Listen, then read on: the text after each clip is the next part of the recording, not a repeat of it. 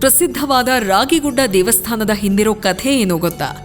ಈ ಆಂಜನೇಯ ಸ್ವಾಮಿಯ ಗುಡಿ ರಾಗಿಗುಡ್ಡ ದೇವಸ್ಥಾನ ಎಂದೇ ಪ್ರಸಿದ್ಧವಾಗಿದೆ. ರಾಗಿ ಬೆಳೆಯುತ್ತಿದ್ದ ಹೊಲವೊಂದಕ್ಕೆ ಬೈರಾಗಿಯೊಬ್ಬ ಭಿಕ್ಷೆ ಕೇಳಲು ಹೋಗಿದ್ದನಂತೆ. ಸಾಮಾನ್ಯವಾಗಿ ಕೈ ಹಿಡಿತವಿದ್ದ ಅತ್ತೆಯೊಬ್ಬಳು ಇಂಥ ಬೈರಾಗಿಗಳಿಗೆ ಒಂದೆರಡು ಮುಷ್ಟಿ ಮಾತ್ರ ರಾಗಿ ಕೊಡುತ್ತಿದ್ದಳಂತೆ. ಅತ್ತೆ ಇಲ್ಲದ ದಿನ ಬಂದ ಬೈರಾಗಿಗೆ ಸೊಸೆ ಮೊರದ ತುಂಬಾ ರಾಗಿ ದಾನವಾಗಿ ನೀಡಿದ ಸಂದರ್ಭದಲ್ಲಿ ಅತ್ತೆಯ ಕಣ್ಣಿಗೆ ಬಿದ್ದು ಅದನ್ನು ಆಕೆ ಮರುಕಳಿಸಿದಳಂತೆ. ಬೈರಾಗಿ ರೂಪದಲ್ಲಿದ್ದ ದೇವರು ಪ್ರತ್ಯಕ್ಷನಾಗಿ ಇಡೀ ರಾಗಿಯ ಬಣವೆ ಕಲ್ಲಾಗಲಿ ಎಂದು ಶಾಪ ನೀಡಿದ್ದನಂತೆ. ಆ ಗುಡ್ಡ ಹಾಗೂ ಸುತ್ತಲ ಶಿಲಾ ಪ್ರದೇಶಕ್ಕೆ ರಾಗಿಗುಡ್ಡ ಎಂಬ ಹೆಸರು ಬಂತು ಎನ್ನುವ ನಂಬಿಕೆ ಇದೆ. ಕೇವಲ ಮೂಲ ಆಂಜನೇಯ ಹಾಗೂ ಪ್ರವೇಶ ದ್ವಾರದ ಗಣೇಶ ವಿಗ್ರಹಗಳಷ್ಟೇ ಇದ್ದ ರಾಗಿಗುಡ್ಡದ ಆಂಜನೇಯ ದೇವಸ್ಥಾನ ಕಾಲಾಂತರದಲ್ಲಿ ಸೀತೆ ಲಕ್ಷ್ಮಣರೊಡಗೂಡಿ ಶ್ರೀರಾಮ, ಈಶ್ವರಲಿಂಗ, ಶ್ರೀ ರಾಜರಾಜೇಶ್ವರಿ, ಮಹಾವಲ್ಲಭ ಗಣಪತಿ, ನವಗ್ರಹಗಳ ದೇವಾಲಯ ಸಮುಚ್ಚಯವಾಯಿತು. ದೊಡ್ಡದಾದ ಆಂಜನೇಯ ವಿಗ್ರಹವೂ ಬಂತು. ಗುಡ್ಡ ಹತ್ತಲು ಮೆಟ್ಟಿಲುಗಳಾದವು. ಇದೀಗ ಕೈಲಾಗದವರಿಗೆಂದು ವಿದ್ಯುತ್ ಚಾಲಿತ ಲಿಫ್ಟ್ಗಳು ಕೂಡ ಬಂದಿದೆ.